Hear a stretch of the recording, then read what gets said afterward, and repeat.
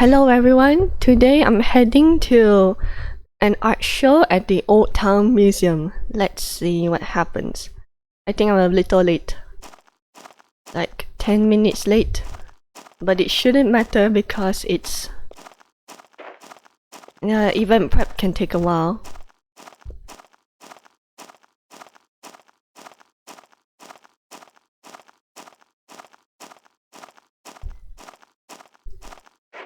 It's a hop, skip and jump to the museum. Who's that? Sharista. Okay, I'm not sure who that is.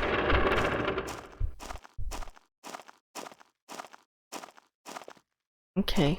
I think the museum door is here where the guards are. Okay.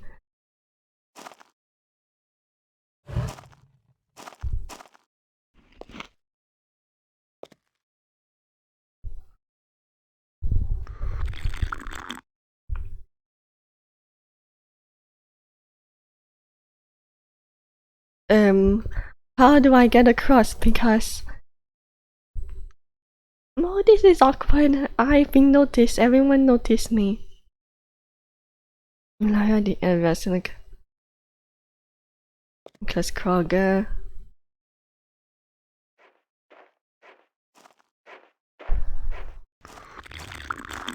I think I better wait until everyone goes. Nicholas Kroger. Okay, they're going. Now I can push across.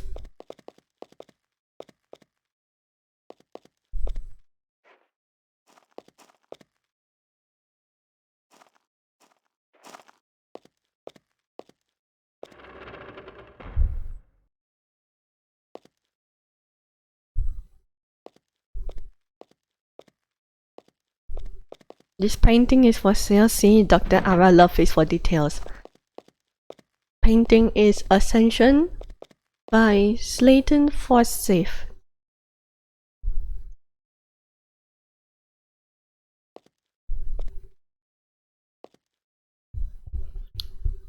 The Ascension by Forsyth in 37. Cave wall opening supported by beams. Out of focus in the floor, open field, small pink speckled dots, mostly black, allude to a beautiful black lily field, highly detailed, masterful strokes, weathered. Sign G. Forsyth 37.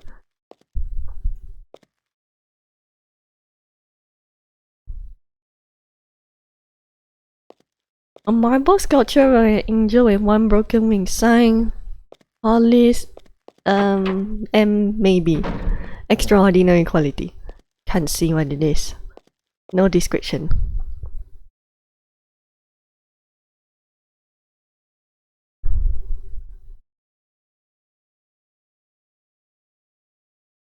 Hang on, I think I forgot to get journal text. Well, the awkward thing, I forgot to put in Cheng logs.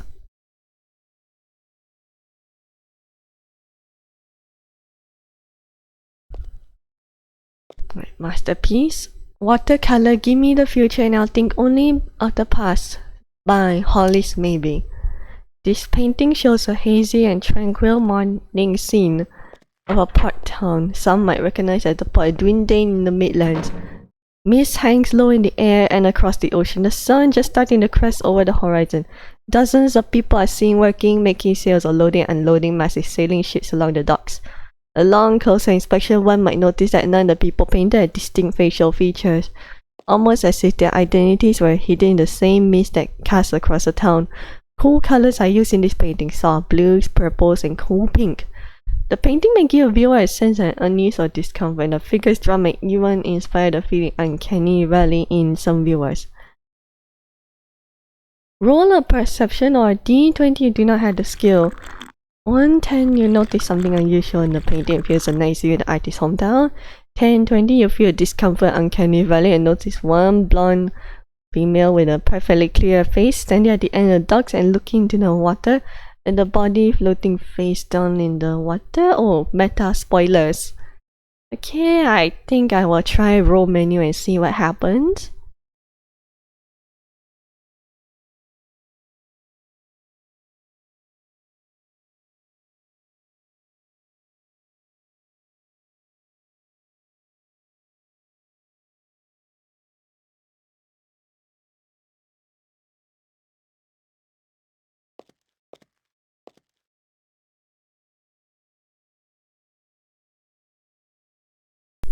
I have perception. I think it was so that I could try to hide. I could try to spy on people hiding near me. Okay, let's see.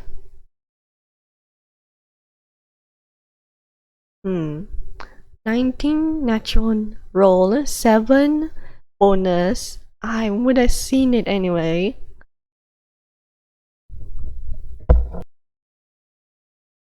So I should notice at least a blonde woman staring at a floating body in the sea.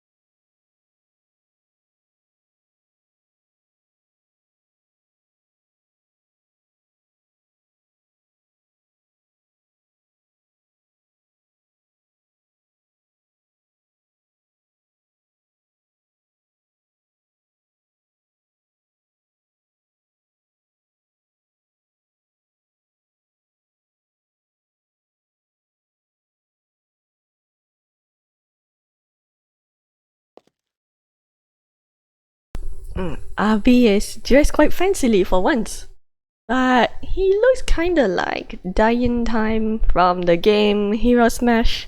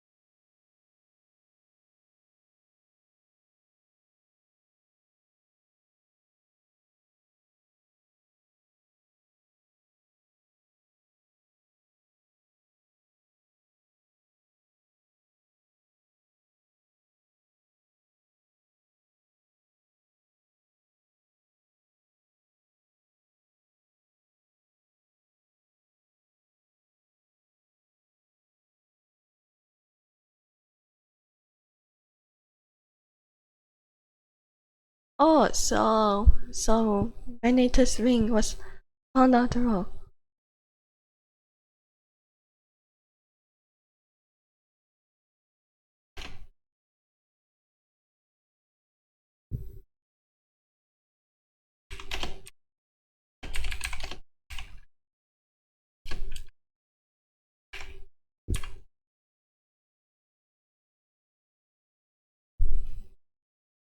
Yeah, so what exactly am I supposed to do with Renita's ring now that found it? I suppose should keep it safe.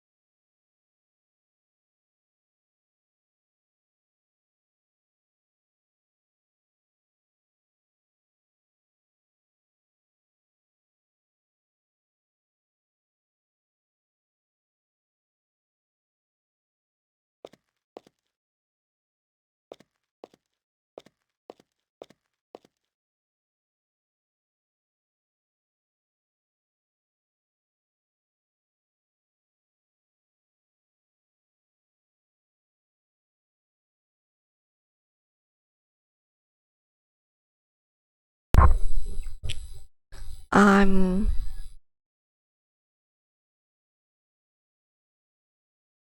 not actually sure what happened to the other museum characters, cause it seems we mostly player run.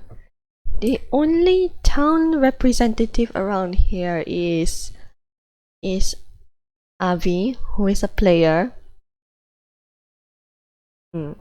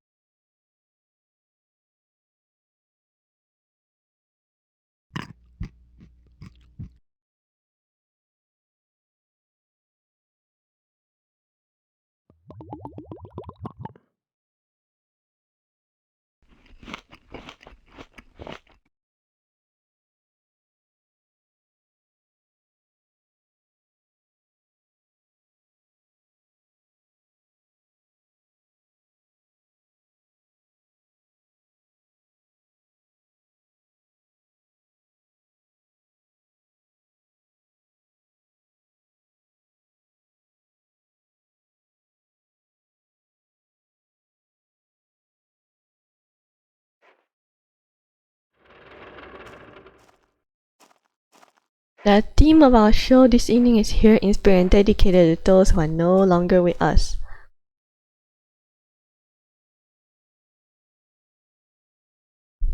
I think I'll get some breakfast soon.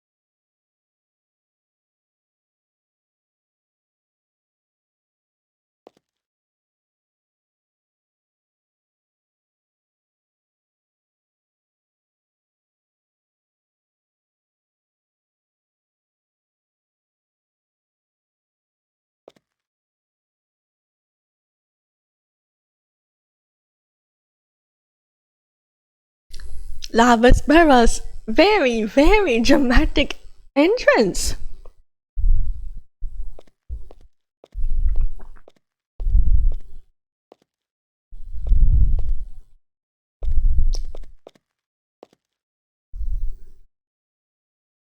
La VESPERA really likes to make a statement every time she shows up.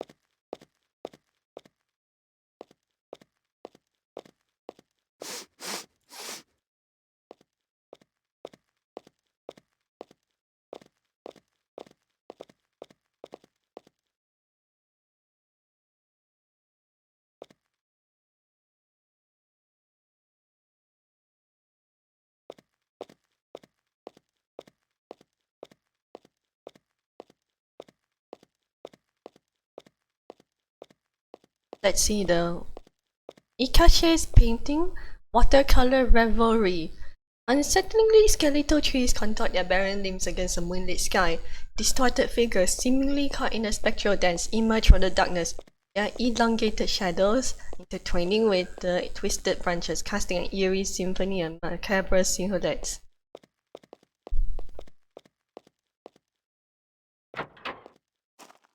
Through a night springing, mark Yamidor viridis. In a dark forest illuminated by a single moon, there is a couple in the frame wearing fanciful but dark clothing. One is bright red hair, the other dark brown. Motes of light surround them as they waltz through a clearing in the trees. The lights themselves are nondescript but carefully painted by contemplative hand. And the eyes of the woman are faint green, and the man in frame has white gloves on. Initials are DV in calligraphy in the bottom left.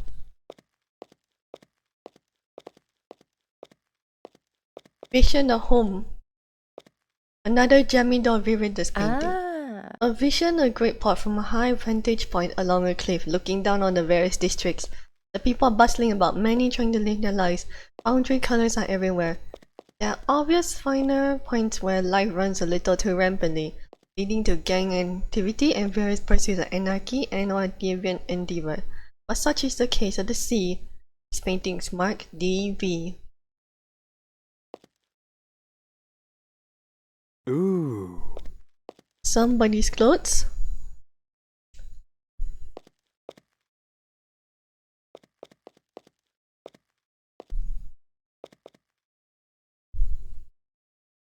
Hollis listed only one baleful revenant for sale.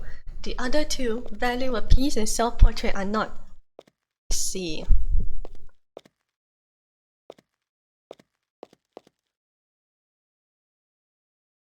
The exquisite oil painting shows a sleeping man painted from the hip up who is laid to face away from the viewer. Tangle of grey sheets wrap around his middle. The man has a tussle of short black hair, displaying either a restless night or some other activity. His skin is fair and his shoulders broad. He is fit and lean. The man's arms are outstretched and wrapped around the pillow his head rests on. The edges of the painting fade out to black as if painted under dim light. The painting gives a feeling of comfort, serenity, and relaxation.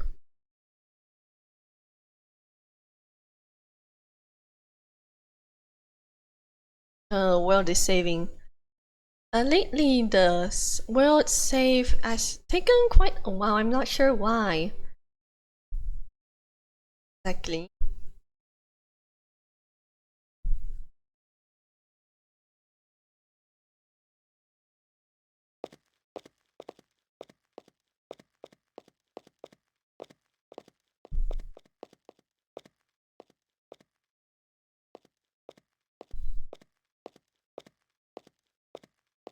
"20 seconds. Self-portrait. Idea of letting go by Hollis Maybe. The painting depicts a scene of two women, one crumpled on the floor, curled around herself in a fetal position of poor blood. Crimson flows freely from the woman's chest and her blonde hair is slick in blood, sticking to her face. Amber eyes wide and unseen.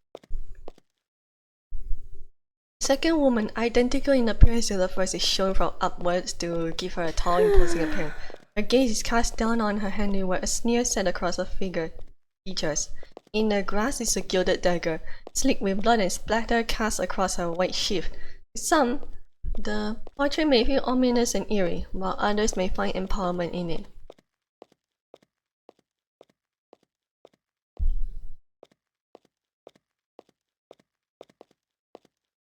Baleful Revenant. The painting depicts a tall, thin figure wrapped in flowing robes of maroon with a haunting bone mask obscuring their face. The person is in mid-step, head lowered with piercing eyes that feel like they follow you. In the figure's hand is a massive hammer fashioned to look like a dragon with red eyes. The background of the painting is smoky, the ground below the figure's feet scorched with smoke spiraling around them. Those familiar with Constantine's battle regalia will recognize it to be him. Of course she'd make a painting of Constantine. It's her current view in the game. When the sun is shining through, The scene set across this canvas is one of a serene, picturesque sunrise across a forest-surrounded meadow. Gold rays of sunlight break through trees into the clearing, casting warm light across a pair of lovers nestled together in the middle, each with western features and raven hair. The young man and woman lay on their sides and face one another, their hands outstretched and fingers woven together. Their expressions are calm and contented as if they have found salvation in each. Those who know them may feel the young lovers bear more than just a passing likeness to Drusilla and Ikashev. Huh. I didn't know Ikashev and Drusilla were a thing.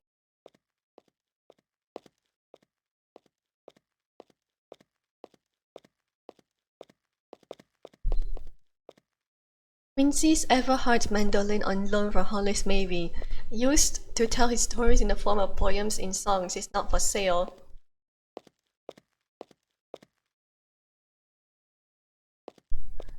All talking about Quincy while I was busy checking out the things on display.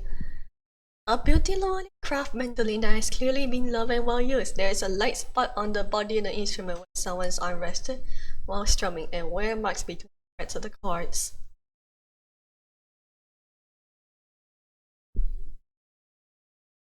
Drawing by Quincy. Oil painting of Heston. Crystalline rivulets crawl amidst the green tendrils of watery splendor, soothing nature's stir. They expand upstream, becoming abundant as they retreat to the recesses of the god's mind itself. Flocks of blue jay roam in unison.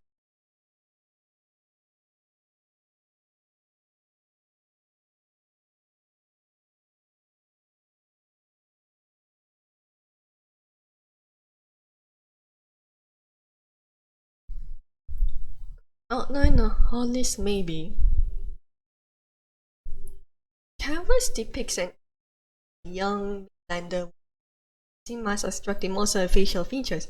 The lavish dress drapes over her shoulder, and a combination pencil and coal adds textures to the shadows over her attire. The background is much less detailed. Tall, hazy figures seem to be gathered in pairs in the spacious carpet chamber. Great attention was displayed to both the woman's locks of flaxen hair around her neck and the clear amber eyes behind the mask.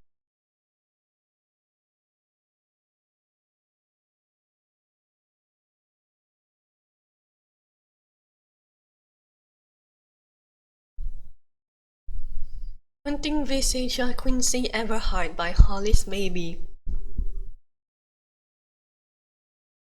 This painting depicts a full-body image of Quincy Everhart dressed in tailcoats and standing with his hands out to his sides in a T pose.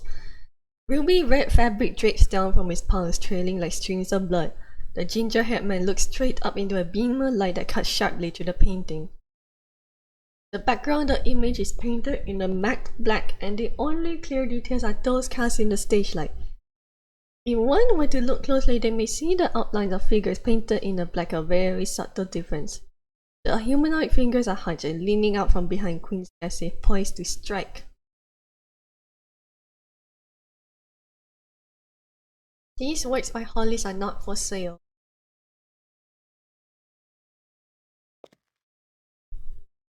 Works from the late Quincy Everhart on loan from Hollis Maybe. The painting on the left is the last known work of the late Quincy Everhart, a painting of Hollis Maybe started before he tragically passed. To the right is a depiction of his hometown Heston. Neither are for sale. There's still some more upstairs. Hollis the Lake.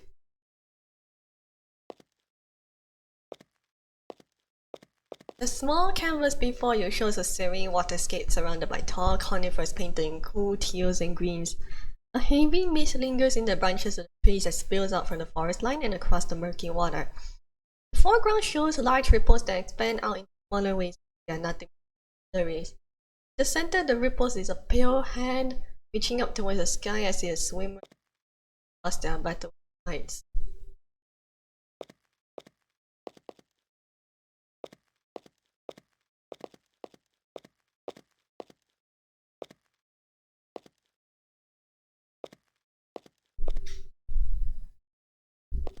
Old Dynasty vase an ornate vase in Prussian style. These drawings are... these artworks are from Jahandar Hassanzadeh, on loan from Vera Shelby and J. Wormwood. Portraits in oil done by the late Jahandar Hassanzadeh, talented painter and sculptor from the West. The vases have been designed in a traditional Prussian style rarely seen in modern times, not for sale. Jahandar was Kent's last character.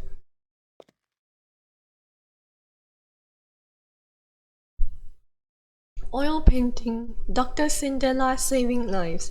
A young and handsome Dr. Cornelius Sindelar is depicted here in what will appear to be a Fort Prism hospital circa 1345. He's in a room with several beds divided by curtains. Patients peer up at him from the beds.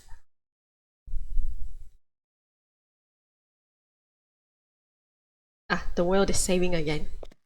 Okay.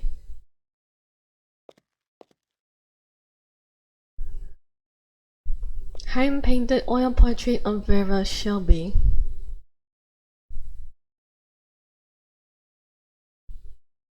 A woman depicted against a royal purple background that appears velvety and rich.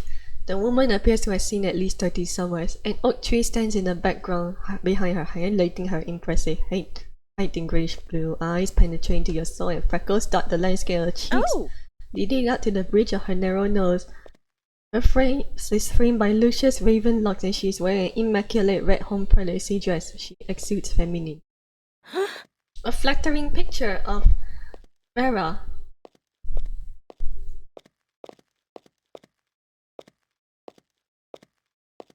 They are discussing a tailor show next. Quiz at work. This oil painting depicts a middle-aged man sitting behind a desk in the background. His features are vague but distinctly unpleasant. In the foreground and focus of the painting is a mature orange tabby with adorable eyes and ears. Kent really... When Kent saw the cat in the game as Johanna, he really wanted to love on the cat. Likes orange cats, I think.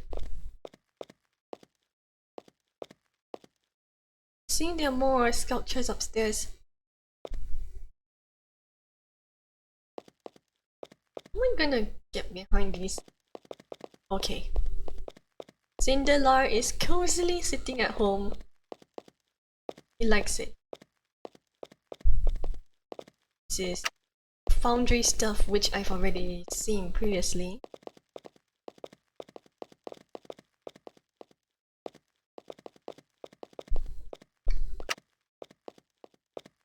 More is furniture and paintings. A masterfully crafted storage cabinet.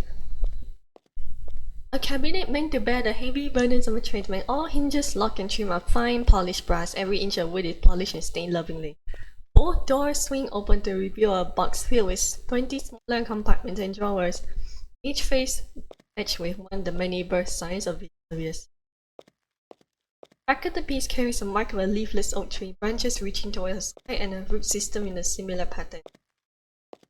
JLW is wormwood furniture piece.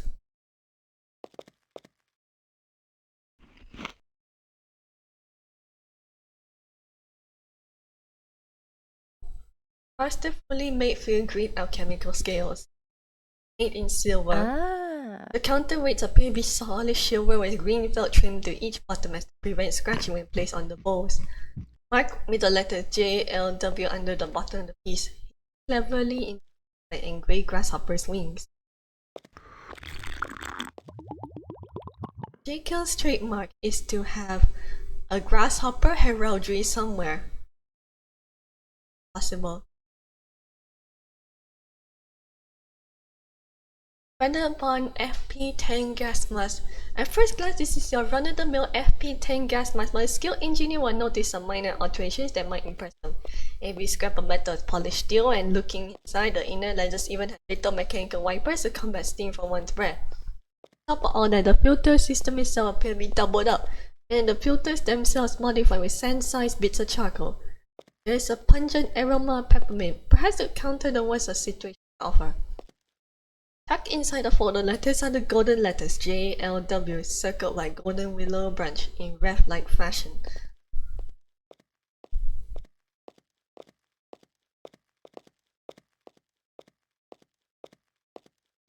To the left, Labor of Love. Decus and prayer candles bought by J. Wormwood. Pickaxe Labor of Love not for sale.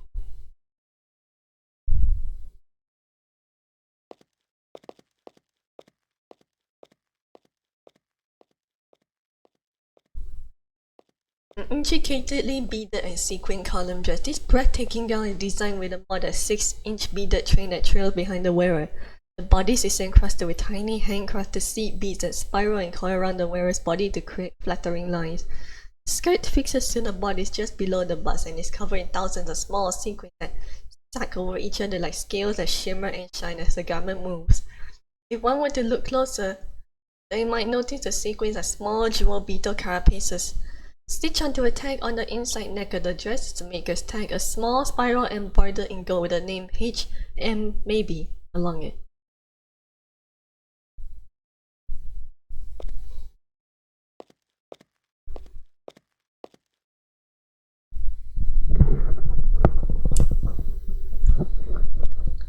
Hollis is dressed in greenish white today.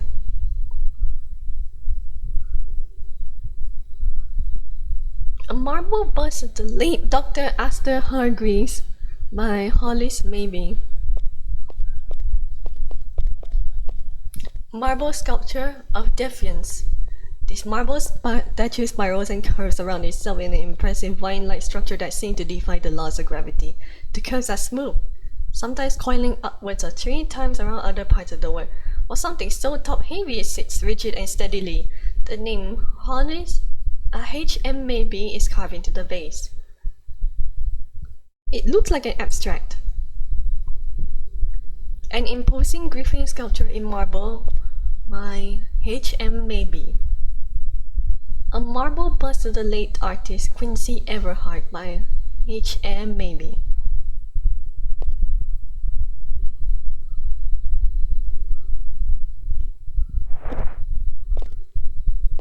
Walking with the Wounded by Hollis Maybe. This painting shows the rubble of once great city, small fires still burning in the distance and moons of rubble strewn every which way. The colors are dim and warm and the sun shines through and illuminates the haze in the sky.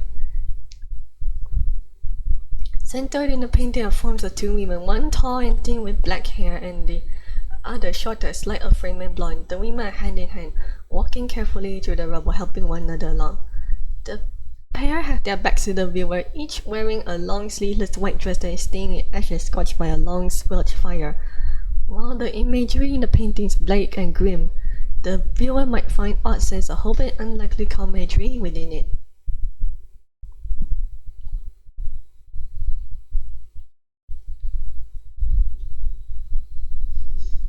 More long saving times.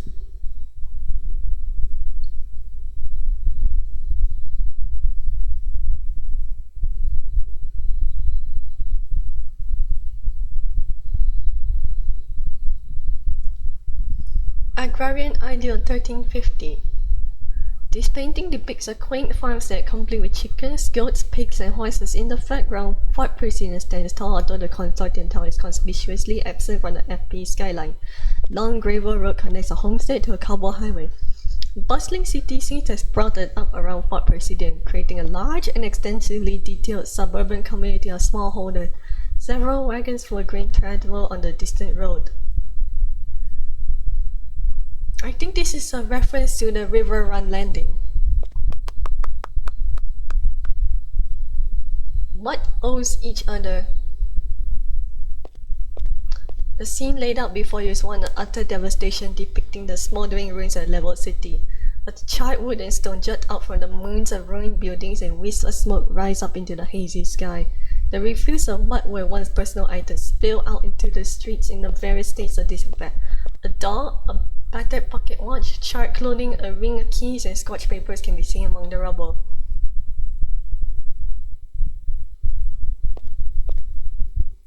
In the upper left corner of the painting stands a woman in the distance, barefoot among the wreckage.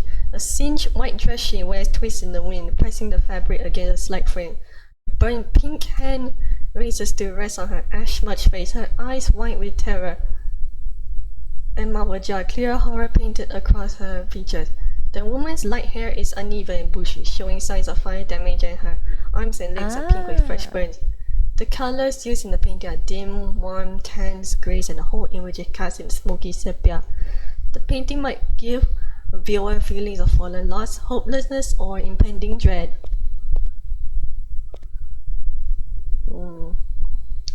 Holly has quite a range.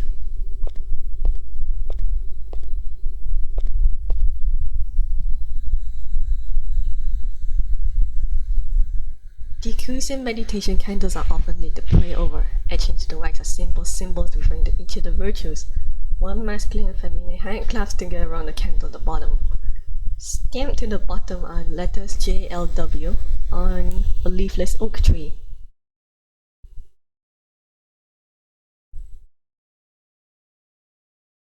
Portrait of Lamora by Adela. Great care and meticulous attention to detail are easily spotted in this piece. The androgynous subject with long, immaculate hair is seen looking away, tinkering with some vowels.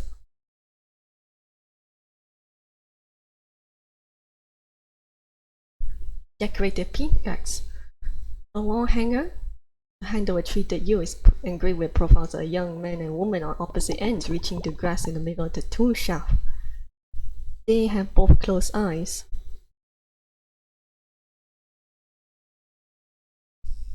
The hands and the fingers interlocking are carved to form the center of the tool's grip, so as not to interrupt the user's hold and use of the actual pick.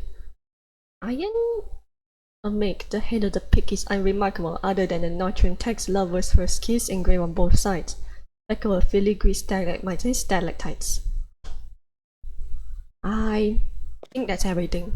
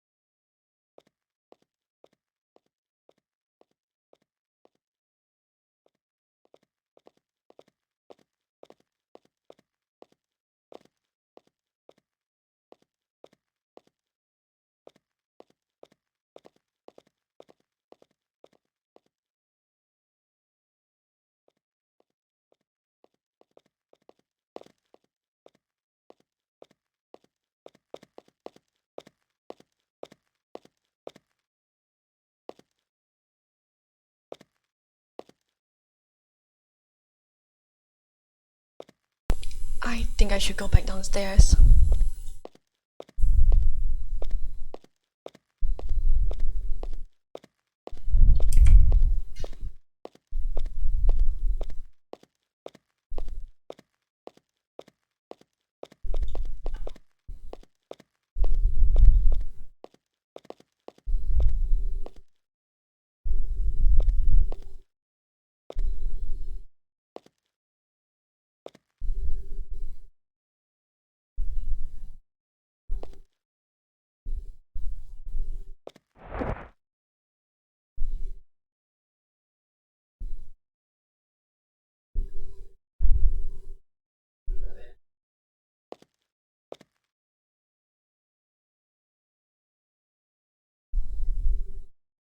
Whiskey here in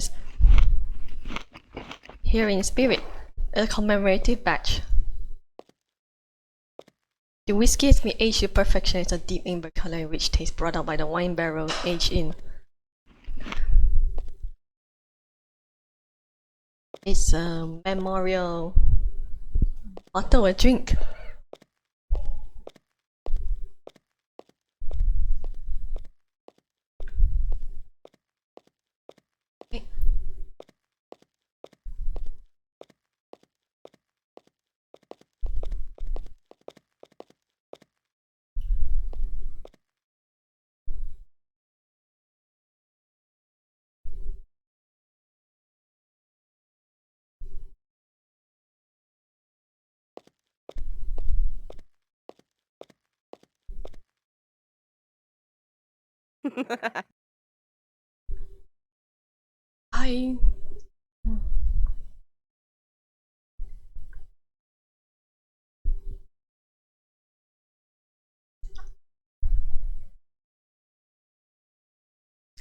I think I better take my leave here.